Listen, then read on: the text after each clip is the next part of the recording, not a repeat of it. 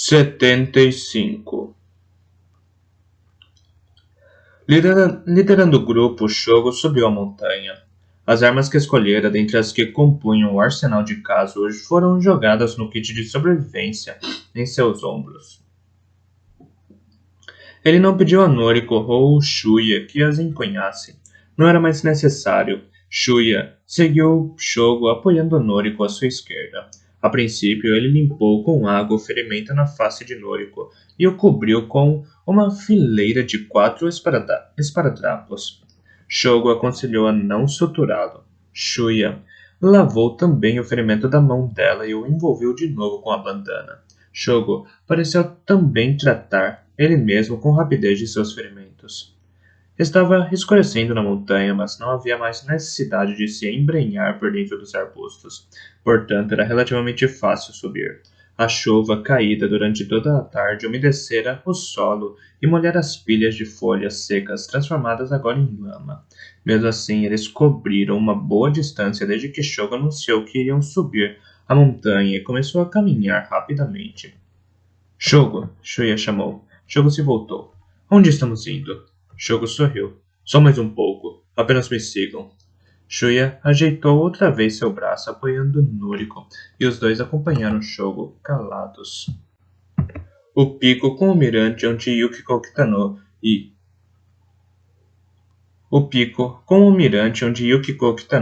e Yumiko Kusaka foram mortas, e o lado sul da montanha se tornaram um quadrante proibido muito tempo antes. Shogo parou justo antes de entrarem nesse quadrante na região que passava um pouco da metade da montanha. Pensando bem, Shuya refletiu. Um pouco mais abaixo daqui, eu vi Hirono Shimizu atirar em Kaori Minami. Aqui está bom, Shogo afirmou. Em razão de um desnível do declive, não havia árvores no lado norte, podendo-se ter uma boa vista a partir dali. A ilha onde se travaram os vários combates entre os estudantes da turma B, nono ano da Escola de Ensino Fundamental Shiroiwa, estava agora imersa na escuridão azulada depois do pôr do sol. Bem abaixo, a escola em que se alojava seu último inimigo, Sakamoto, estava encoberta pelas colinas, impossível de ser vista. Shuya respirou fundo, então perguntou: O que tem aqui em cima, afinal? Como iremos escapar? Shogo sorriu sem olhar para Shuya. Então disse: Relaxe, olhe para lá. Shuya e Noriko viraram o rosto para onde Shogo apontava. Era além da montanha sul. Embora estivesse escurecendo, eles ainda podiam distinguir o oceano, várias ilhas e, mais além, a grande sombra do continente na horizontal. Dentro dela puderam ver algo como névoas iluminadas em alguns pontos. Se pudessem observar mais de perto, eles identificariam quais eram de neon e quais eram as luzes da iluminação ao longo da estrada costeira. Agora, Shuya também sabia que essa era a ilha Okishima, na baía da cidade de Takamatsu. Havia outras duas ilhas, Megishima e Okishima, que juntas formavam uma fileira, tendo Okishima na extremidade norte, em alto mar. Isso significava que a ilhota vista além da montanha sul era Okishima, para além dela era Megishima, e o continente era a província de Kagawa, na ilha de Shikoku. Shogo disse: Não é muito familiar para mim, mas é o lar de vocês, ao longe. O distrito de Shiroiwa deve ser naquela direção. Vocês não o verão de novo, por isso aproveitem e olhem bem para ele agora. Ele queria dizer com isso que eles jamais voltariam lá porque estavam fugindo do país? Mesmo assim, Shuya olhou de volta para Shogo. Não me diga que andamos até tão longe para isso. Shogo sorriu com escárnio. Qual é a pressa? Então ele disse a Noriko: Mostre-me sua arma, preciso verificá-la. Noriko entregou a Shogo a Smith & Wesson, que ainda empunhava. Shogo a pegou. Ele abriu o cilindro e verificou as balas. Noriko devia tê-la recarregado depois de dar aquele último tiro em Kazuo. Shogo não devolveu a arma. Em vez disso, continuou a segurá-lo com a mão direita. Respirou fundo e disse: Lembro de como eu disse várias vezes que poderia estar fazendo tudo isso apenas para ter um grupo que minha real intenção poderia ser matá-los em algum momento? Shuya levantou as sobrancelhas. Shogo com certeza dissera isso, mas... Shuya respondeu. Portanto, Shogo falou, Vocês dois perderam. Shogo apontou na direção deles a Smith Wesson, que se segurava. 76.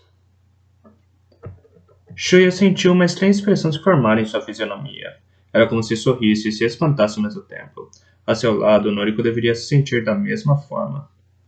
O que isso significa? Shuya questionou. Agora não é hora para brincadeiras. Ninguém aqui está brincando, Shogo declarou, e destravou a arma. No rosto de Shuya, o sorriso desapareceu. Ele sentiu o corpo de Noriko enrijecer na curva de seu ombro direito. Shogo prosseguiu. Vocês podem desfrutar a vista um pouco mais se quiserem. Eu avisei que seria a última vez. Seu rosto, com a barba por fazer, se abriu num leve sorriso. Era um sorriso cruel que exibia pela primeira vez. Um corvo grasnou. Estaria ele voando pelo escuro céu noturno? Finalmente, Shuya falou. Seus sentimentos estavam fora de sintonia com a situação. Ele conseguia falar apenas com voz chorosa. Como? Do que está falando? Você custa mesmo a entender, não? Shogo respondeu, empinando um pouco os ombros. Vou matar vocês dois. Seria o vencedor, minha segunda vitória consecutiva. Os lábios de Shuya tremiam. Não. Tudo aquilo era mentira. Só podia ser mentira. Ele gaguejou. Vamos, não fale besteira. Você estava apenas fingindo o tempo todo. Você cuidou de nós. Você nos ajudou muitas vezes. Shogo replicou friamente. Vocês, sim, me ajudaram. Sem vocês, Kazuo teria acabado comigo. E, então, a história de Keiko era tudo uma farsa também? Suas palavras saíam tremidas. Quanto mais tentava se conter, mais a voz se intensificava. Tudo mentira. Shogo respondeu secamente. É verdade que eu participei no programa da província de Hyōgo no ano passado e que havia uma garota chamada Keiko Onuki.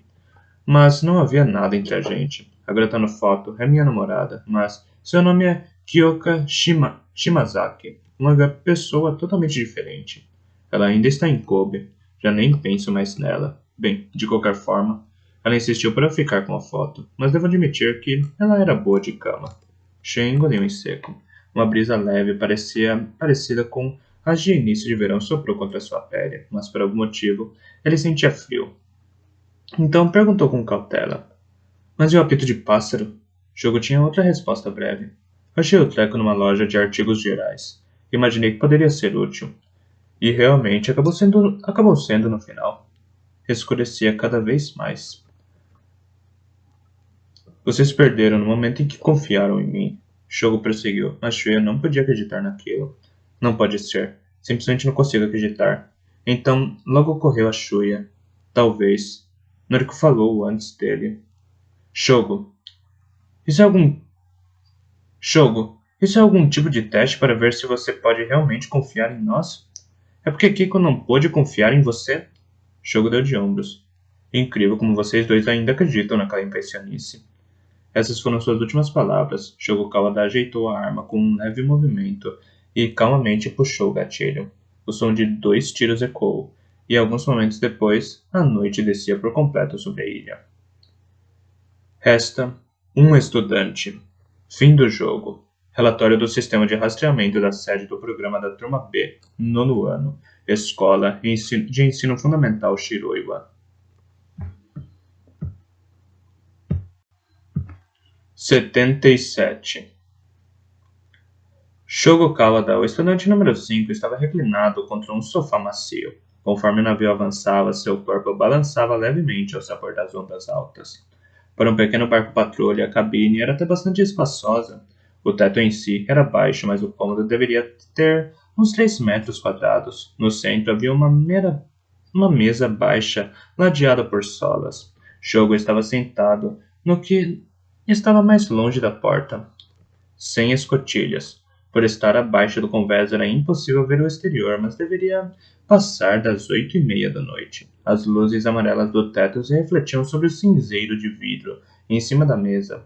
Os cigarros de Shogo tinham acabado. Com os quadrantes proibidos liberados depois do término do jogo, Shogo obedeceu às instruções de Sakamoto e caminhou até a escola. Na frente dela jaziam os corpos de Yoshio Akamatsu e Mayumi Tendo, e no interior os de Yoshitoki Koninobu e Fumio Fujiyoshi permaneciam intactos. A coleira prateada de Shogo foi afinal removida e soldados o escoltaram até o cais, não sem antes filmar o vídeo a ser usado no noticiário. Havia 2 barcos ancorados, um para o vencedor e outro um navio de transporte militar, destinado a levar de volta os soldados aquartelados na escola. A maioria deles, irrequieta, embarcou nesse barco. Apenas o trio que estava na sala da aula durante as explicações de Sakamoto se uniu a ele no barco de Shogo. No dia seguinte, o pessoal de limpeza subcontratado se incumbiria dos corpos remanescentes dos estudantes na ilha. Os alto-falantes espalhados pela ilha e os computadores no prédio da escola seriam também desmontados em questão de dias. Obviamente, o software e os dados de monitoração do jogo já haviam sido removidos do computador. O procedimento foi idêntico ao adotado 10 meses antes, logo depois do encerramento do programa da Escola de Ensino Fundamental número 2, Municipal de Kobe. E agora Shogo esperava ali. Eles estavam agora ao sul de Okishima. O barco patrulha voltava diretamente para o porto de Takamatsu, mas o barco de transporte dos soldados deve ter alterado sua rota e se dirigiria a uma base militar a oeste. A maçaneta da porta, no formato de um bastão, girou com um clique. O soldado que montava guarda ao lado da porta, o sem carisma chamado Nomura, olhou para dentro e logo depois se postou de lado. Ginpatsu Sakamoto apareceu, segurando uma bandeja com 2 xícaras de chá. Perguntou ao entrar na cabine. Deixei-o esperando, Shogo. Do corredor, Nomura fechou a porta atrás dele. Sakamoto caminhou até Shogo com suas pernas curtas. Colocou a bandeja sobre a mesa e disse: Aqui, é chá. Beba sem cerimônias. Ele tirou debaixo de sua axila esquerda um envelope do tipo comercial do tamanho de uma folha de papel sulfite e sentou no sofá de frente para Shogo. Sakamoto pôs o envelope em seu lado da mesa e depois jogou para trás da orelha o cabelo na altura dos ombros. Shogo olhou de soalsaio para o envelope com ar de indiferença e começou a falar enquanto fitava Sakamoto. O que você quer? Gostaria de deixar em paz por um tempo? Estou cansado. Olhe, rapaz. Sakamoto levou a xícara até a boca com um sorriso amarelo.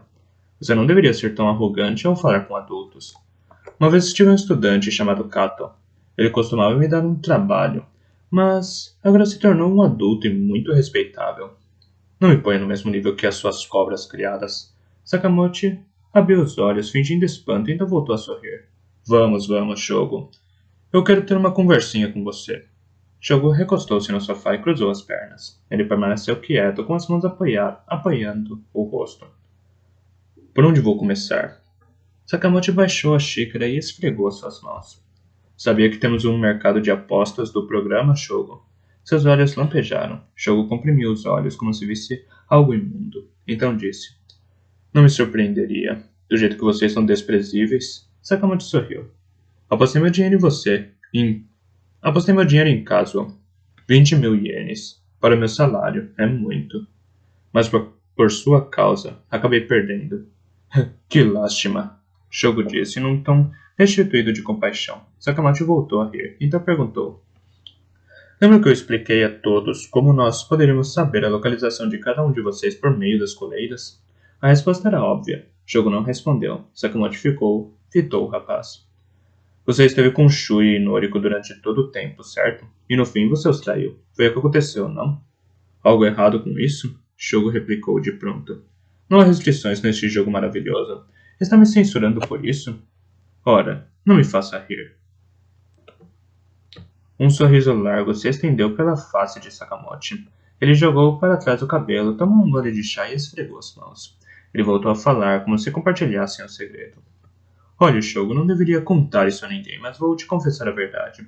As coleiras são dotadas de microfones embutidos, por isso, podemos ouvir tudo o que os estudantes dizem durante o jogo. Aposto que você ignorava isso. Shogo, até então indiferente em suas respostas, esboçou afinal alguma reação.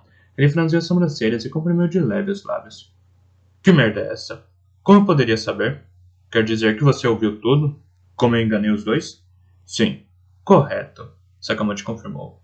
Mas teve uma afirmação sua não muito simpática. Você disse, mesmo que consigamos capturar Sakamoto, tenho certeza de que, para o governo, ele não tem serventia.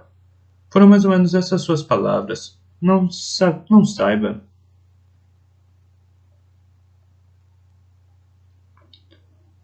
Não saiba que supervisor de programa é uma ocupação muito respeitável. Não é qualquer um que consegue desempenhá-la. Ignorando a queixa de Sakamoto, Shogo perguntou: Por que está me revelando isso? Por nada em particular, Sakamoto replicou. Apenas me admirei com a sua maravilhosa encenação. Por isso não pude resistir em te contar. Você só fala merda. Shogo afastou o olhar, mas Sakamoto continuou, enfático. Uma encenação magistral, mas... Shogo voltou a olhar para ele. Algo que eu não entendo, Sakamoto prosseguiu. O que seria? Por que você não acabou com aqueles dois logo depois de Kazuha ser morto? Você poderia, não? Apenas isso está além da minha compreensão. Foi como eu lhes expliquei, Shogo respondeu sem hesitar. Só pensei em deixá-los ver pela última vez o lar deles, para que tivessem uma lembrança agradável, antes de eu mandá-los para o inferno. Você pode não acreditar, mas eu tenho boas maneiras. Afinal, se eu venci, foi graças a eles. Sakamoto continuou a sorrir. Ele resmungou estranhamente e levantou a xícara até a boca. Recostou-se no sofá com a xícara na mão e voltou a falar. Sabe, Shogo, eu tive em mãos os dados do programa da Escola de Ensino Fundamental número 1, Municipal de Kobe, do qual você participou no ano passado. Então, ele fitou o Shogo por um tempo. O rapaz permaneceu calado, olhando firme para Sakamoto. E, conforme os registros, nada indica que você tenha tido qualquer relação especial com Keiko Onuki. Com Keiko? Como eu falei, inventei tudo aquilo. Shogo o interrompeu. Como? Sakamoto insistiu, interrompendo Shogo.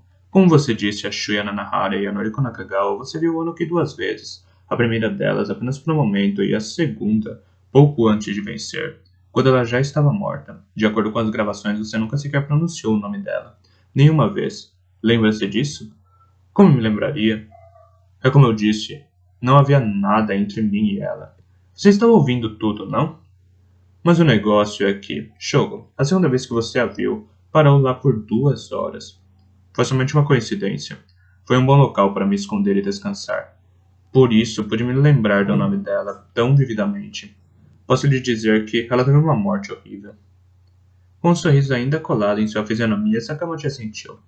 Outra coisa é que, às 18 horas que demorou aquele jogo, diga-se de passagem que foi um jogo muito rápido, possivelmente porque a área designada era muito pequena. Seja como for, durante essas 18 horas, você não trocou nenhuma palavra com ninguém, quer dizer, fora coisas como pare ou não sou um inimigo. Isso também foi por encenação, Shogo interrompeu. É tão óbvio. Sakamoto sorriu, ignorando a afirmação de Shogo. Portanto, não tenho ideia de como você abordou aquele jogo. Você se movimentou bastante, mas... Foi minha primeira vez. Não sabia como jogar de forma inteligente. Sakamoto assentiu. Tinha o sorriso parado na ponta dos lábios, como se achasse muita graça de algo. Ele bebericou o chá e pôs a xícara novamente sobre a mesa. Levantou os olhos e então disse. Por falar nisso, o que me diz daquela foto? Eu gostaria de vê-la, caso você não se importe. Foto? Vamos, você mostrou a Shuya e Noriko, certo? Você disse se tratar da foto de Keiko. Deixe-me vê-la. Na realidade, era a foto de alguém chamada Kyoka, não? Shogo entortou os lábios. Por que eu deveria te mostrar? Vamos, apenas me mostre. Não haja com indiferença comigo. Por favor. Vamos, por favor, Sakamoto disse e fez uma reverência, pondo ambas as mãos sobre a mesa. Com relutância, Shogo procurou o bolso de trás da calça. Ele arqueou as sobrancelhas e voltou a mão para a frente. Estava vazia. Desapareceu, ele disse. Devo tê-la deixado cair em algum lugar quando lutamos com o caso. Deixou-a cair? É. Sério. Eu deixei cair minha carteira. Bem, não é importante. De súbito, Sakamoto explodiu de rir. Conforme ria, disse. Entendo. Ele abraçou o estômago, deu um tapa nas coxas e continuou gargalhando. Shogo o olhou perplexo, mas comprimiu os lábios. Ele voltou o rosto para o teto da cabine sem janelas. Apesar da vedação das paredes do barco patrulha, ele podia ouvir um som débil, porém chiado. Sem dúvida, não era o som do motor do barco. O som gradualmente intensificou e depois enfraqueceu, então praticamente desapareceu. Shogo contorceu levemente os lábios. O som me incomoda, Shogo. Sakamoto parou de rir, porém ele ainda tinha aquele sorriso arrepiador, pregado no rosto. Aquilo foi um helicóptero. Ele voltou a pegar a xícara de chá e a esvaziou. Depois colocou a xícara vazia na mesa. Ele está se dirigindo à ilha onde vocês lutaram. Shogo franziu de leve as sobrancelhas, mas dessa vez o gesto parecia ter outra conotação. Porém, sem se importar, Sakamoto se impertigou arrogantemente no sofá e mudou de assunto. Ei, Shogo, vamos falar mais um pouco sobre as coleiras? Bem, você sabe que elas são chamadas de Guadalcanal número 22. Mas isso não importa, de qualquer jeito. Você não falou para Shuya sobre como era impossível desmontá-las? Vendo que Shogo não respondia, Sakamoto prosseguiu. De fato, sua posição estava absolutamente correta. Cada unidade é equipada com 3 sistemas diferentes, portanto, mesmo um deles tendo uma margem de 1% de erro, com 3 sistemas, apenas uma em 1 milhão pode quebrar. Na realidade, a probabilidade é ainda menor. Portanto, exatamente como você disse, ninguém pode escapar delas. Qualquer tentativa de removê-la a detonará, matando seu portador. Contudo, é raro que alguém efetivamente tente. Shogo continuou em silêncio. Sakamoto prosseguiu enquanto se inclinava. A questão é que, como sou muito cismado, dessa vez achei melhor consultar o laboratório de equipamentos das Forças Especiais de Defesa, onde as coleiras são projetadas, e adivinhe só, ele olhou para Shogo.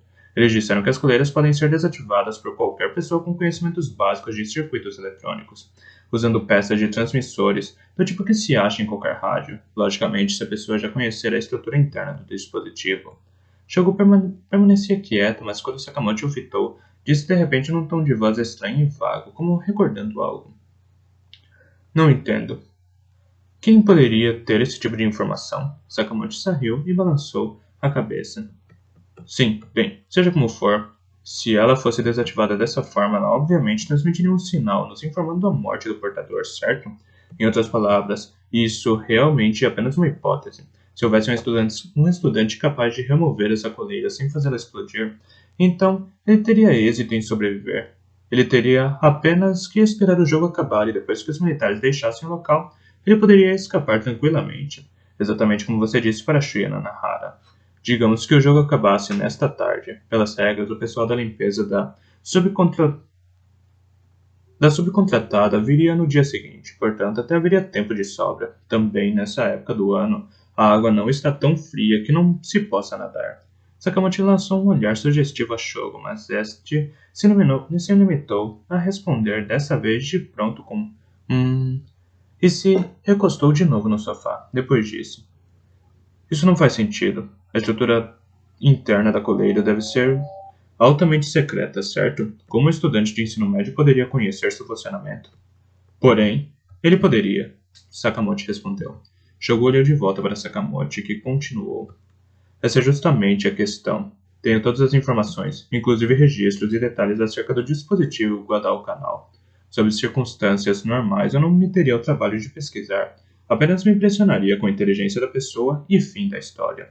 Porém, dessa vez recebi contato do gabinete do Supremo Líder e das Forças Especiais de Defesa. Foi pouco antes de o jogo começar. Quer dizer, no dia 20. Shogo continuava a olhar para Sakamoto, que prosseguiu. Eles me informaram sobre um hacker que penetrou no sistema operacional do governo de processamento de operações do governo republicano.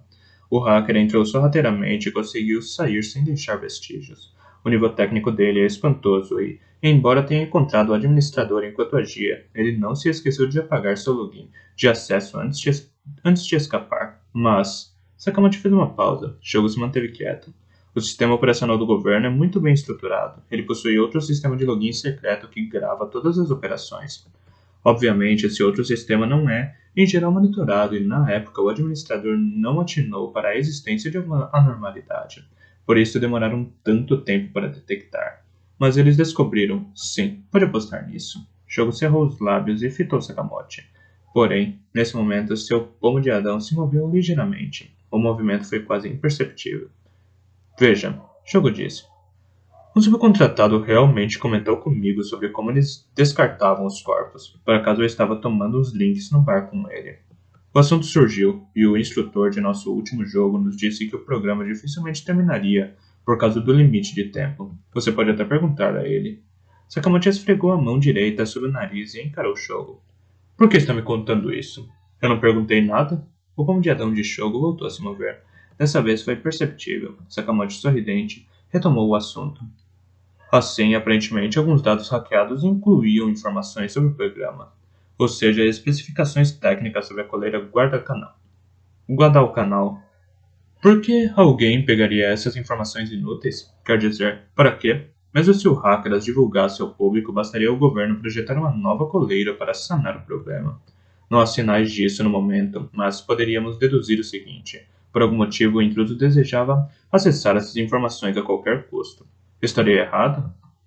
Shogo não respondeu. Sakamoto suspirou e pegou o envelope que deixara sobre a mesa. Ele o abriu com uma das mãos, retirou o conteúdo e o dispôs em frente a Shogo. Eram duas fotos, ambas em preto e branco, impressas em papel, formato B5. Era difícil dizer do que se tratava uma delas por estar destituída de contraste, mas a outra mostrava claramente um caminhão e 3 pontos negros espalhados ao redor dele, considerando que a foto fora tirada de um local bem acima do caminhão. Os 3 pontos seriam obviamente cabeças humanas. Você vê? Sakamoto disse. Esses são vocês três alguns momentos atrás, logo depois de matarem Kazuo. Essas fotos foram tiradas por satélite. Normalmente não fazemos esse tipo de coisa, mas gostaria que você olhasse atentamente para essa outra foto. Vê? Você realmente não pode distinguir nada nela, certo? Mas essa é de fato a foto de uma parte da montanha. Foi tirada quando você atirou naqueles dois. Está escura porque não havia luz o suficiente e as árvores do bosque impediam que você fosse visto. Entende? Não há nada para... Não dá para ver. Silêncio. O barco balançou um pouco, mas Shogo e Sakamoto se entreolharam, imóveis. Então Sakamoto respirou fundo e de novo ajeitou o cabelo, atrás da orelha. Ele abriu um sorriso e disse numa voz estranhamente íntima: Olhe, Shogo. Eu tenho acompanhado este jogo desde o início. Depois que você atirou em Shuya Nanahara e Noriko Nakagawa, Shuya levou 54 segundos para morrer, enquanto Noriko se foi em 1 minuto e 30 segundos. Eles deveriam morrer instantaneamente se você deu um tiro em cada um a queima-roupa. Então qual a razão dessa lacuna temporal? Shogo estava em silêncio, mas... Estivesse ele ciente ou não disso, suas faces enrijeceram. Porém, ele conseguiu dizer. Deve ser possível de acontecer. Juraria que eles morreram na mesma hora, mas... Já basta. Sakamoto interrompeu num tom firme. Vamos por um ponto final nessa farsa. Ele prosseguiu, fitando Shogo e balançando levemente a cabeça como se o recriminasse. Shuya Nanahara e Noriko Nakagawa ainda estão naquela ilha. Eles estão vivos, certo? Eles se esconderam na montanha. Você é o hacker que invadiu o sistema central do governo. Ou um de seus amigos. Você sabia como desmontar a coleira e podíamos monitorar suas conversas, por isso nos ofereceu aquela encenação típica das novelas radiofônicas, de que atirara nos dois. Depois removeu as coleiras deles. Estou errado? Não disse que foi uma encenação maravilhosa? E você continua a encenar. Shogo fitava Sakamoto.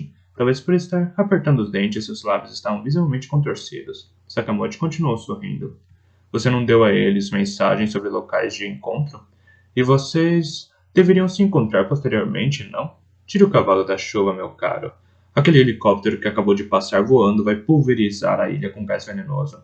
É um gás composto desenvolvido remanescentemente tóxico e erosivo denominado Vitória Decisiva da Grande Ásia Oriental número 2. Os barco-patrulhas já estão por lá.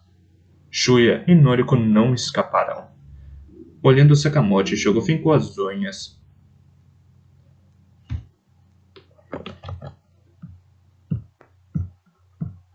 Olhando Sakamoto, Shogo fincou as unhas no couro sintético do apoio de braço do sofá. Sakamoto voltou a respirar profundamente, afundou as costas no sofá e jogou o cabelo para trás. Não temos precedente similar. Para ser exato, você não é realmente o vencedor, mas um dos oficiais do comitê de ensino para o qual eu trabalho apostou uma bolada em você. Por isso decidi tratar este caso internamente. Será positivo para minha carreira mostrar a ele que o estou ajudando a ganhar a aposta. Portanto, você será o vencedor oficial. Para todos os efeitos, você assassinou aqueles dois. Satisfeito agora, Shogo? Todo o corpo do Shogo estava tenso ao extremo, como se pudesse começar a tremer a qualquer segundo. Mas quando Sakamoto ergueu as sobrancelhas, Shogo balançou a cabeça como se desejasse se livrar de algo nela, e direcionou para o chão o olhar até então posto em Sakamoto. Eu não sei nada sobre isto, ele disse, voltando de súbito o olhar para Sakamoto, apertando e abrindo as mãos. Esqueça esse negócio de pulverizar gás. É perda de tempo e dinheiro de nossos impostos. Shogo prosseguiu num tom levemente excitado. Sakamoto riu com sarcasmo. Em breve, constataremos se será mesmo um desperdício ou não. Ah, outra coisa. Ele puxou uma pequena pistola automática de debaixo do casaco e apontou para Shogo, que arregalou os olhos. Decidi cuidar de você como um assunto interno também. Você tem ideias subversivas. Creio ser contrário aos interesses deste país deixarmos alguém como você viva. Temos que tirar a laranja podre da caixa. Quanto antes, melhor. Morto antes de chegar ao hospital em razão dos ferimentos no decorrer do jogo. Que tal isso? Ah, vamos, não se preocupe. Porque se você tiver comparsas, nós os investigaremos. Não precisaremos de você vivo para interrogá-lo sobre as circunstâncias. Shogo lentamente afastou os olhos da arma e olhou para Sakamoto. Seu... Shogo disse. Ele agora mostrava os dentes. Sakamoto abriu um sorriso. Bastardo! Shogo urrou com a voz carregada de indignação e desespero, misturada a uma dose de medo com relação a tudo que era incompreensível. Ele queria avançar no pescoço de Sakamoto, porém a arma apontada para ele o impedia. Pôde apenas fechar os punhos sobre as coxas. Você não tem filhos? Não acha estranho este jogo de merda?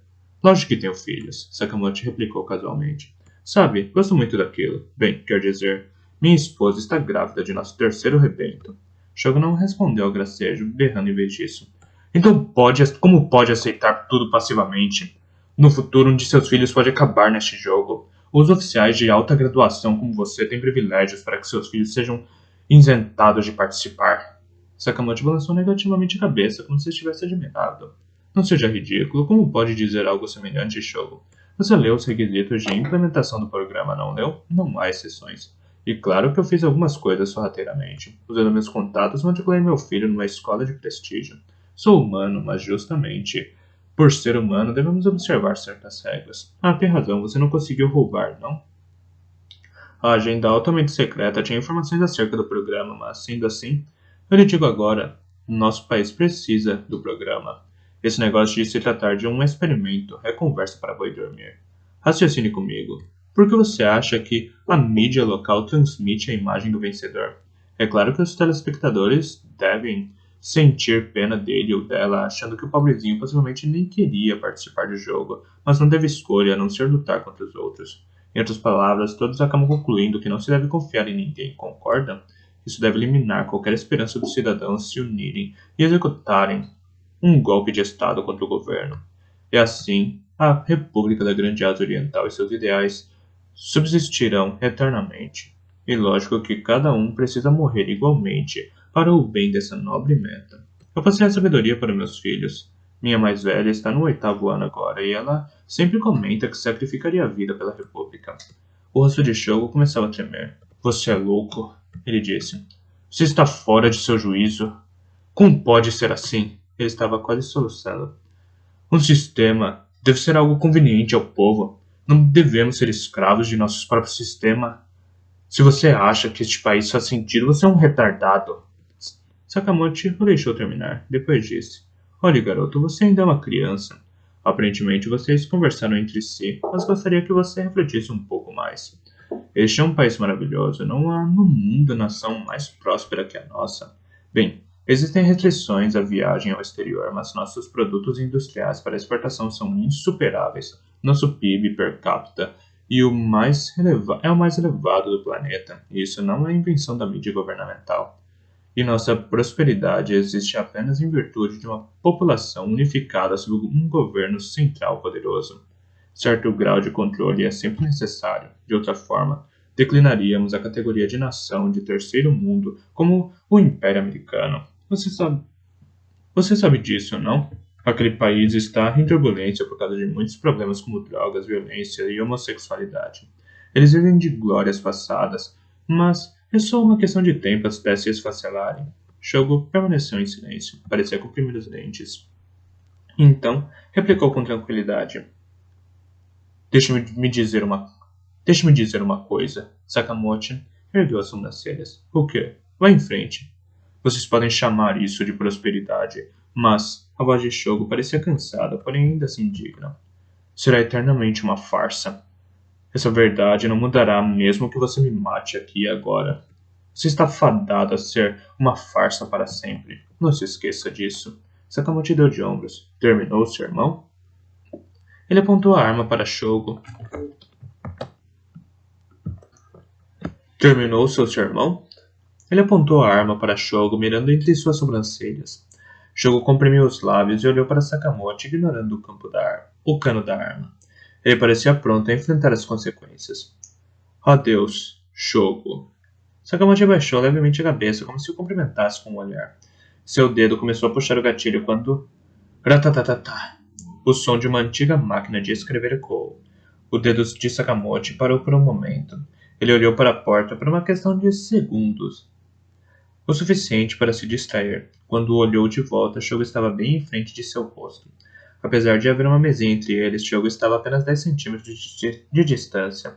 Ele se moveu com a rapidez de um mágico ou de alguém com poderes paranormais, sendo teletransportado.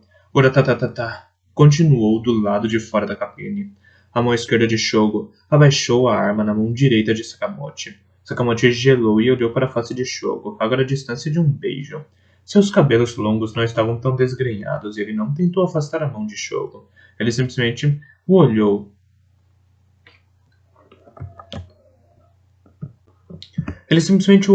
De boca fechada.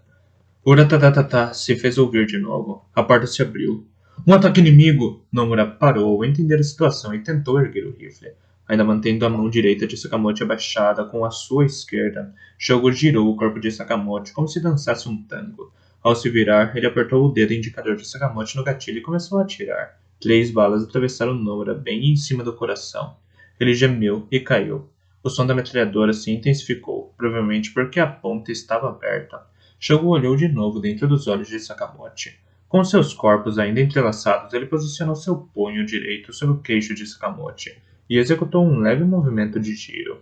Com os olhos abertos direcionados ao rosto de Shogo, Sakamoto tossiu sangue, que gotejou de seus lábios para o queixo e depois para o assoalho. Eu falei que era desperdiçar dinheiro de nossos impostos. Shogo girou o pulso outra vez. Os olhos de Sakamoto se desviaram para longe de Shogo. Então, olharam devagar para cima. Shogo se afastou de Sakamoto, que caiu sobre o sofá, sobre sua garganta agora exposta pouco abaixo do queixo, na altura do col.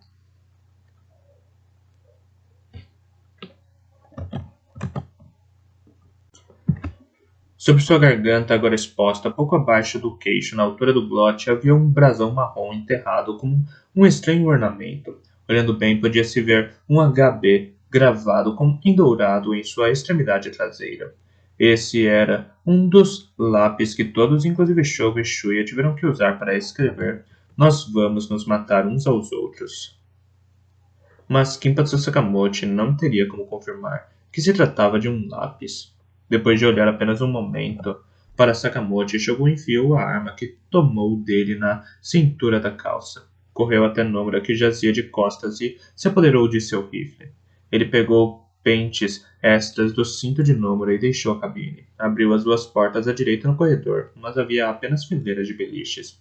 Ninguém em seu interior. O som da metralhadora se aproximava. Um soldado desceu cambaleando pelas escadas, além do estreito corredor. Era o soldado Kondo, agora morto. Ele empunhava apenas uma pistola, talvez por se achar seguro dentro do navio, com o término do jogo. Shogo circundou o corpo de Kondo, postou-se ao pé da escada e olhou para cima. Lá estava Shuya Nanahara, o estudante número 15, segurando uma Ingram M10, ao lado de Noriko Nakagawa, a estudante número 15, ambos olhando para ele. Estavam molhados da cabeça aos pés. 78. Shogo! Shuya exclamou, aliviado ao constatar que Shogo apareceria são e salvo embaixo da escada. Ao ouvir tiros que não eram de sua metralhadora, Shuya imaginou que eles teriam chegado tarde demais. Shogo subiu correndo as escadas com um rifle que tomou de um dos soldados. Tudo bem com você? Sim, Shogo confirmou. Sakamoto está morto. Vocês se livraram de todos os outros? Pegamos todos do convés, mas não conseguimos achar o tal de Nomura. Então acabamos com todos. Eu me livrei de Nomura, Shogo disse. Ele passou pelos dois e correu pelo estreito corredor até a ponte onde a casa do Leme se localizava. Havia um corpo estendido no corredor que conduzia à ponte e mais 2 dentro e fora da sala de conferências abaixo da casa do Leme. Um deles era o soldado Tahara, Os outros eram apenas membros da tripulação. Tahara era o único armado, embora tivesse apenas uma pistola. Shuya os abateu, descarregando todas as balas da Ingram. Havia mais dois estirados no convés. Os primeiros soldados navais que Shuya matara. Depois de olhar de relance o cadáver de Tahara, Shogo se apoiou no corrimão que conduzia à casa do leme acima e disse: Você foi impiedoso, Shuya. Sim, Shuya concordou. Foi mesmo. Depois de subir a casa do leme pela escada, Shogo viu estirados num canto mais dois membros da tripulação abatidos por Shuya. Na janela que separava o grupo de Shuya da escuridão havia vários buracos formados por balas perdidas ou pelos tiros que atravessaram os corpos dos marinheiros. O barco passava por uma ilha iluminada com as lâmpadas de residências, possivelmente Megishima. Shuya se levantou. Shuya se perguntou se os tiros teriam sido ouvidos lá, ou mesmo mais longe pelo mar ao redor deles. Bem, não era incomum ouvir disparos súbitos neste país. Logo, isso não deveria ser motivo de apreensão. Shogo olhou para frente. Shuya e Noriko olharam na mesma direção e viram o que parecia ser um cargueiro de transporte de cascalho se aproximando deles pela direita. Shogo pegou o leme e se moveu delicadamente a barra perto dele. Vocês dois não se resignaram? Shogo perguntou. Eu estou bem. E você, Noriko? Também, Noriko disse. Shogo continuava a olhar em frente, ao dizer: Desculpem. Parece que eu não ajudei em nada dessa vez. Em seu campo de visão, o cargueiro de cascalho havia se aproximado bastante. Isso não é verdade, Shuya respondeu, retornando o olhar das mãos de Shogo para o barco à frente. De mãos vazias, eu não estava em condição de vencer Sakamoto com uma pistola. Vocês chegaram no momento exato. Conforme chegavam mais perto, o cargueiro se avolumava, mas eles conseguiram, sem problema, passar ao lado um do outro. As luzes do outro barco se distanciaram. Ufa! Shogo respirou fundo e largou o leme. Ele começou a apertar fileiras de botões nos instrumentos náuticos desconhecidos para Shuya. Shogo olhou o painel por um tempo e depois de confirmar que um dos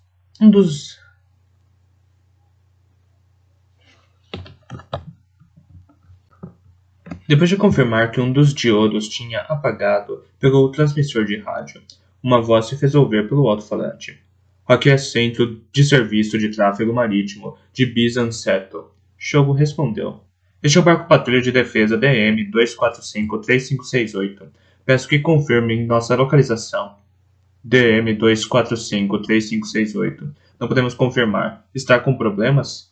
Detectamos uma anormalidade em nosso dispositivo de navegação GPS. Pararemos a embarcação por 1 hora para repará-lo. Poderia notificar os outros navios? Entendido. Necessitamos de sua localização atual. Shogo leu o monitor no instrumento náutico, informando verbalmente a posição. Depois, desligou o transmissor de rádio. Ele procurava apenas ganhar tempo para mover o barco para algum outro local. Shogo pôs de novo as mãos no leme, girando-o com firmeza para a esquerda. Shuya sentiu o balanço do barco, por causa da ampla mudança do rumo. Enquanto movia com cuidado o leme, Shogo disse: O desgraçado do Sakamoto percebeu o que acontecia. Foi ótimo ter instruído vocês a subirem a bordo. Shuya balançou a cabeça, concordando. A água gotejava de sua franja. Shogo tinha razão. Depois de atirar 2 vezes para o ar quando estavam na montanha, ele levou o dedo em riste à boca, indicando a Shuya e Noriko que o olhavam surpresos para se manterem quietos. Ele tirou seu mapa do bolso e rabiscou algo no verso. Estava escuro, mas com dificuldade eles conseguiram ler. Em seguida, Shogo removeu a coleira deles. Precisou somente de um fio ligado a algo semelhante a uma peça de rádio. Onde ele a teria arranjado? Um canivete e uma pequena chave de fenda. Então, Shogo pegou em seu kit de sobrevivência uma escada improvisada. Em que momento ele a teria criado, feita com bambu e corda? Ele rabiscou mais no mapa. Entrem sorrateiramente no navio em que eles me enfiarem. Será à noite. Vocês estarão seguros. Sigam pela praia até o porto. Haverá uma corrente amarrada à âncora. Amarrem a escada de corda a ela e se segurem. Quando a âncora levantar e o barco começar a se mover, subam ao convés e se escondam no salva-vidas. na popa da embarcação. Espere um momento apropriado para atacar. Obviamente, não foi tarefa fácil se agarrar a uma frágil escada de corda, enquanto o barco acelerava, com ondas agitadas os açoitando. Também foi difícil se transferirem para o convés, mesmo estando algumas dezenas de centímetros acima do alto da escada de corda. Com o braço esquerdo inutilizado, Shea simplesmente não pôde fazer algo que seria uma tarefa simples, mas Noriko conseguiu subir ao convés. Apesar de sua mão ferida, e então ajudou Shuya. A força de Noriko pegou Shuya de surpresa. Mas, Shuya disse, você deveria ter nos explicado tudo logo do início. Shogo girou de volta o leme para a direita e encolheu os ombros com destreza. Nossas ações se tornariam menos naturais se eu contasse a vocês. Desculpe por isso, ele disse, e largou o leme. Agora, apenas o mar completamente negro se estendia à frente deles. Por enquanto, não havia sinal de nenhum barco se aproximando. Shogo então começou a conferir vários aparelhos semelhantes a medidores. É fantástico, Noriko disse. Hackear o sistema de computador do governo. Sim, realmente, Shuya concordou. Você mentiu para nós quando afirmou que era uma negação com computadores. Olhando sempre em frente, Shogo sorriu. Bem, no final, eles acabaram descobrindo. Pelo menos não vi tão mal assim. Shogo se deu por satisfeito com as leituras dos instrumentos e se afastou de lá. Ele caminhou até um dos soldados que jazia no chão. Curiosos para saber o que ele faria, Shuya e Noriko olharam quando Shogo começou a vasculhar os bolsos do morto. Merda, ele exclamou. Até mesmo os caras da Força Especial de Defesa estão parando de fumar nos últimos tempos. Shogo procurava por cigarros. Todavia, ele conseguiu extrair um maço amassado de Buster do bolso da camisa de outro soldado. Sem se importar que o maço estivesse tingido de sangue, Shogo puxou um cigarro, enfiou na boca e o acendeu. Ele se encostou na lateral do leme, apertou os olhos e exalou com satisfação. Enquanto olhava, Noriko disse: se nosso grupo tivesse um número grande de pessoas, não teria sido possível escapar como fizemos. Shogo balançou a cabeça levemente. Tem razão. E teria que ser à noite, mas de nada adianta pensar sobre isso. O importante é estarmos vivos. Você tem razão, Shuya concordou. Por que vocês dois não tomam uma ducha? Shogo sugeriu. O banheiro fica em frente das escadas. É pequeno, mas deve ter água quente. Vocês podem pegar as roupas dos soldados para vestir. Shuya concordou e, colocando a Ingram na mesinha ao lado da parede, passou o braço por sobre o ombro de Noriko. Vamos fazer isso, Noriko. Você primeiro. Não quero que você tenha uma recaída no resfriado. Noriko concordou. Eles estavam prestes a se dirigir à escada quando Shogo os fez parar. Shuya, espere. Ele amassou o cigarro contra a parede inferior do pedestal do timão. Primeiro vou lhes mostrar como pilotar esse barco. Shuya ergueu as sobrancelhas. Ele imaginava que Shogo se incumbiria da direção do barco. Mas pensando bem, talvez Shogo quisesse também tomar uma ducha. Nesse ínterim, Shuya e Noriko teriam de que pilotar o barco. Shuya concordou mais uma vez e voltou para a frente do timão com Noriko. Shogo respirou fundo e deu um tapa leve no leme. Estou pilotando o barco manualmente agora. É mais simples de entender do que deixá-lo no piloto automático. Agora, isso aqui...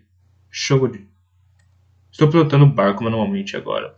É mais simples de entender do que deixá-la no piloto automático. Agora, isso aqui... Shogo disse, inclinando a alavanca próximo ao timão. É como um acelerador e freio conjuntos. Jogando para frente, aumenta a velocidade. Para trás, diminui. Simples, não? E veja agora esse outro. Shogo apontou para um medidor redondo instalado bem acima do leme. Uma agulha estava apontada em diagonal para a esquerda. Estava rodeada de números e letras indicando direções. É um giro bússola. Ela mostra a nossa direção. Vem este mapa oceânico. Shogo indicou a rota que estava tomando para seguir em seu trajeto por entre as ilhas e chegar à ilha de Honshu, a partir da posição atual, a leste da ilha Megishima. Ele disse que seria aconselhável atracar o barco em alguma praia discreta na província de Okayama. Depois explicou brevemente sobre o radar e o medidor de profundidade. Ele tocou o queixo. Foi uma explicação muito por alto, mas suficiente para pilotar essa geringonça. Agora, vocês sempre pilotem à direita de um navio que esteja vindo. E outra coisa é que vocês não podem parar de imediato. Conforme forem se aproximando da costa, vocês devem desacelerar bem antes. Entenderam? Shuya ergueu de novo as sobrancelhas. Ele se perguntava por que Shogo estava alertando também sobre a forma de atacar. Mesmo assim, ele balançou a cabeça, concordando. Shogo acrescentou: os bilhetes que eu lhes dei, vocês ainda os têm? Eles contêm suas informações de contato. Sim, estão conosco, mas você virá conosco, não é? É lógico. É lógico, Shogo não respondeu de imediato à pergunta de Shoya. Ele tirou um cigarro que tinha guardado no bolso, enfiou-o na boca e aproximou dele o fogo do isqueiro.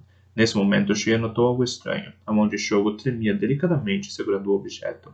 A seu lado, Noriko também pareceu notar. Seus olhos se arregalaram. Shogo! Vocês me perguntaram, Shogo disse, aludindo às palavras de Shoya com um cigarro pendente da boca. Se eu não iria com vocês para os Estados Unidos. Ele tirou o cigarro da boca com as mãos cada vez mais trêmulas e exalou a fumaça. Pensei bem sobre o caso, mas... Ele interrompeu a frase pela metade e enfiou novamente o cigarro na boca. Depois o afastou, soltando uma baforada. Parece que não há necessidade de eu responder sobre isso. Subitamente, o corpo de Shogo deslizou. Sua cabeça se inclinou para a frente conforme ele caía de joelhos. 79. Shogo! Shuya correu na direção dele e entrelaçou seu braço direito no de Shogo para mantê-lo de pé. Noriko também correu até ele e segurou seu braço esquerdo. Exaurido de todas as forças, o corpo de Shogo pesava. Foi quando Shuya afinal se deu conta de que as costas de Shogo estavam ensopadas. Havia um pequeno orifício bem abaixo de seu pescoço. Caso fora o tiro disparado por Kazuo, Shogo afirmou que não era nada. Por quê? Porque ele não tratou de imediato? Ou será que ele sabia que era fatal? Ou ele postergou o tratamento para que Shuya e Noriko pudessem subir a bordo conforme planejado? Shogo lentamente escorregou pelos braços deles e caiu sentado. Estou com sono. Deixe-me dormir, ele pediu. Não, não, não, Shuya gritou. Vamos levá-lo para o hospital mais próximo. Lá o ferimento... Não fale besteira. Shogo riu, e assim como os dois marinheiros estirados no canto da cabine, deitou de lado. Por favor, Shuya se ajoelhou e tocou o ombro de Shogo. Por favor, levante-se. Shogo! Noriko chorava. Noriko, Shuya falou num tom enérgico. Noriko olhou para Shuya. Não chore. Shogo não pode morrer. Shuya, não rale com ela por coisas insignificantes. Shogo o repreendeu com delicadeza. Você precisa ser gentil com as garotas. Além disso, sinto muito, mas estou morrendo. O rosto de Shogo empalideceu de maneira incrível, em contraste à cicatriz sobre sua sobrancelha esquerda estava agora vermelha escura, com uma centopeia. Shogo, eu não estou certo se vou aceitar o seu convite, Shogo disse. Sua cabeça tremia, mas ele continuava movendo os lábios. Ainda estou em dúvida, mas eu que quero agradecer a vocês. Shuya não parava de balançar a cabeça. Olhava para Shogo. Estava mudo. Shogo levantou a mão direita, trêmula. Adeus. Shuya segurou a mão dele. Noriko, você também. Contendo as lágrimas, Noriko segurou a mão de Shogo. Shuya agora se deu conta de que Shogo estava morrendo. Não, ele já sabia, mas agora aceitava o fato. Que mais poderia fazer? Ele tentou imaginar algo para dizer. Ele sabia o que era. Shogo. Os olhos sonolentos de Shogo se transferiram de Noriko para Shuya. Vou destruir este país em seu lugar. Vou acabar com este país de merda. Eu juro. Shogo sorriu. Sua mão caiu da de Noriko para o próprio peito. Ele acompanhou a mão dele e a apertou. Shogo fechou os olhos, parecendo voltar a sorrir. Depois falou. Eu lhe disse. Shuya. Você não deve fazer isso. Esqueça. Vocês dois devem apenas tentar viver. Por favor. Como nós fizemos aqui. Confiem e respeitem um ao outro. Ok? Shogo disse tudo isso e respirou longo e profundamente. Seus olhos permaneceram fechados. É o que eu desejo, Shogo declarou nitidamente. Foi o fim. Shogo parou de respirar. A luz estranhamente amarelada que descia do teto da casa do leão iluminava sua face lívida. Ele tinha a expressão serena. Shogo! Shuya gritou. Ele ainda tinha mais a dizer. Você poderá se encontrar com Keiko. Você poderá se encontrar com Keiko. Você será feliz com ela. Você... Era tarde. Shogo não podia ouvir mais nada, mas seu rosto aparentava uma enorme paz. Merda! Os lábios de Shuya tremeram ao pronunciá-lo.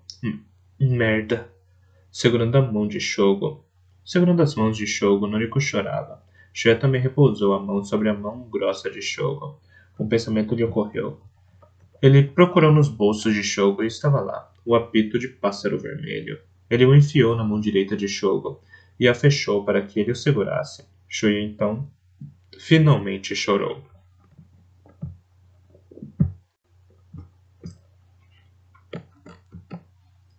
Epílogo. Em Umeda, Osaka. Em meio à multidão alvoroçada que se movimentava dentro do terminal de trem da linha privada, Umeda, Osaka, com cada indivíduo ocupado por um motivo diferente, Shuya Nanaharu, estudante número 15, turma B, nono ano da Escola de Ensino Fundamental Distrital Shiruiwa da província de Kagawa, ouviu o anúncio quando descia por uma das duas escadas rolantes ladeadas pelas amplas escadas da estação. Temos novas notícias sobre o recente assassinato de um instrutor do programa da província de Kagawa.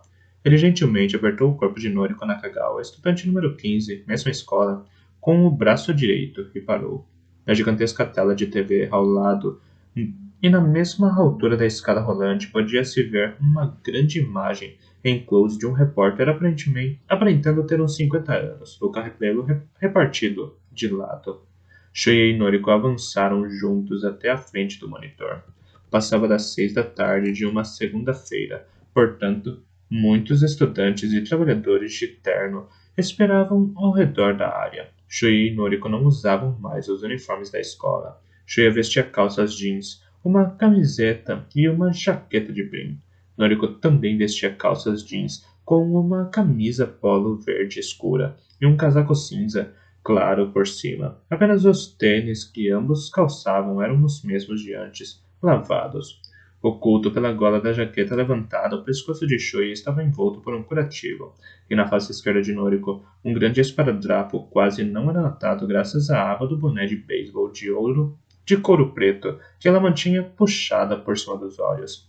Embora ainda mancasse da perna direita, não chamava muita atenção. Como seu braço esquerdo ainda estava paralisado, Shuya acertou a correia da bolsa no ombro esquerdo com a mão direita. Os bilhetes que Shogo deixara indicavam o nome e o endereço de um médico na cidade de Kobe, uma pequena clínica localizada numa ruela discreta da cidade, provavelmente similar à casa em que o pai de Shogo trabalhava. O médico, aparentemente na casa dos 20 anos, os recebeu calorosamente e cuidou dos ferimentos de ambos. O pai de Shogo foi um veterano de meu pai na faculdade de medicina. Devo muito a ele também, o médico declarou. Ele deu guarida a Shuya e Noriko em sua residência, e, parecendo ter bons contatos, no dia seguinte providenciou as formalidades para a fuga deles do país. Shogo deixou algum dinheiro comigo apenas para o caso de uma emergência. Nós o usaremos. Eles pegariam primeiro um barco pesqueiro a partir de um vilarejo de pescadores na província de Wakayama até o Oceano Pacífico e depois se transfeririam para outro barco na nação democrática da Península Coreana. Vocês não terão problema para ir para os Estados Unidos. A questão é que se vocês conseguirão se transmitir sem dificuldades desse primeiro barco. O médico exprimiu sua preocupação, mas obviamente não restavam opções a Shuya e Noriko. Antes de deixarem a casa do médico, Noriko telefonou para casa. Mais precisamente, ela primeiro ligou para uma boa amiga de outra turma da escola, pedindo-lhe para levar uma mensagem à sua família para que telefonasse para a casa do médico de um telefone público. Era uma precaução contra grampos telefônicos. Shuya deixou Noriko sozinha por alguns instantes, mas ele podia ouvi-la soluçando do corredor onde o telefone estava na casa do médico.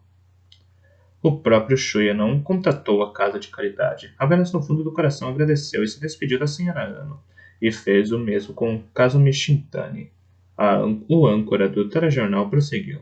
A inspeção do sítio foi postergada em virtude da pulverização de gás venenoso pelo helicóptero das Forças Especiais de Defesa sobre a ilha Okishima, da província de Kagawa, onde o programa foi realizado. Contudo, ela foi realizada hoje à tarde, 2 dias depois do incidente. Detectou-se o desaparecimento de 2 estudantes.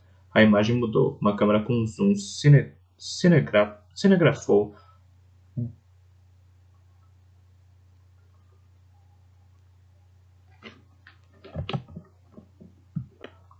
A imagem mudou. Uma câmera com zoom cine gravou do mar os oficiais da polícia e os soldados inspecionando a ilha onde o grupo de Shuya e os outros batalharam por suas vidas.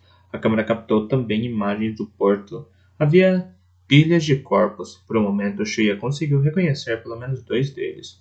De rosto voltado para a câmera, estavam os cadáveres de Yukie Hotsumi e Yoshitoki Koninobu, na beira de uma pilha negra de casacos de escola e terninhos de marinheiro. Apesar da pulverização de gás venenoso, suas faces se mantinham intactas por terem morrido no interior de um prédio. Shuya apertou o punho direito. Os estudantes desaparecidos são Shuya Nanahara e Noriko Nakagawa, do 9º ano da Escola de Ensino Fundamental Shiroiwa, da Prefeitura de Kagawa. A tela agora exibia grandes fotos deles em close, lado a lado. Eram as mesmas fotos usadas na caderneta de identificação dos estudantes. Shuya olhou ao redor, mas na multidão ninguém com os olhos fixos na tela parecia tê-los notado. Em seguida foi exibida a imagem da linha costeira, onde não se viam praticamente residências, com a montanha bem perto do litoral. Conforme a câmera dava zoom, via-se um pequeno barco patrulha militar com a pintura do exército atracado num barco de areia, e era possível entender com clareza que os oficiais da polícia e soldados o examinavam da praia. Esse segmento foi tomado imediatamente depois de um incidente vir à tona, portanto, numa imagem antiga.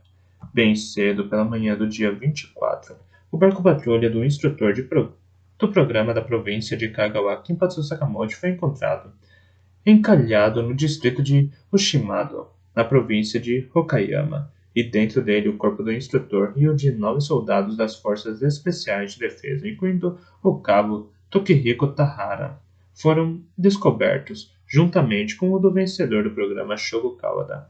A foto em close de Sakamoto apareceu, seus cabelos longos, suspeitando ter havido confrontação.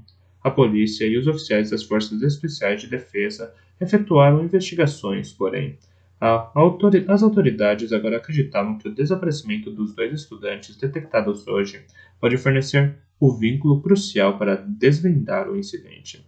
Eles são procurados no momento. O repórter prosseguiu, porém Shuya estava com o rosto colado em alguma coisa na tela e já não ouvia mais nada. Um clipe curto intitulado Vencedor Shogo Kawada encontrado morto. Sob circunstâncias normais, eles apenas mostrariam um subtítulo genérico. O estudante vencedor e o curto segmento teria sido transmitido apenas no jornal da TV local da província de Kagawa. Shuya e Noriko assistiram várias vezes as notícias na casa do médico em Kobe, mas elas mostraram apenas a foto de Shogo. Eles viam esse clipe pela primeira vez. Ladeado por soldados, Shogo fitava a câmera. Então, no final do clipe, com duração aproximada de 10 segundos, Shogo sorriu e exibiu o punho direito com o polegar apontado para cima. Aumentava uma agitação de censura por aqueles na multidão com os olhos fixos na tela. Na tela, deveriam supor que Shogo estaria orgulhoso de sua vitória, mas logicamente não era bem assim. Shuya pensou enquanto olhava a tela voltar à imagem do repórter. Seria uma mensagem para ele, Noriko? Shogo sabia que morreria quando estava de pé em frente à Câmara do Governo, ou teria sido apenas uma demonstração de seu senso de ironia singular? Nunca saberei. Como Shogo disse uma vez. Então, as fotos de Shuya e Noriko foram exibidas de novo. Qualquer pista deve ser informada pelos cidadãos a... Vamos, Noriko. É melhor nos apressarmos. Shuya sussurrou. Ele pegou na mão esquerda dela com sua mão direita. Eles deram as costas para a tela e começaram a caminhar. Shogo me disse, Noriko falou, enquanto eles andavam de mãos dadas.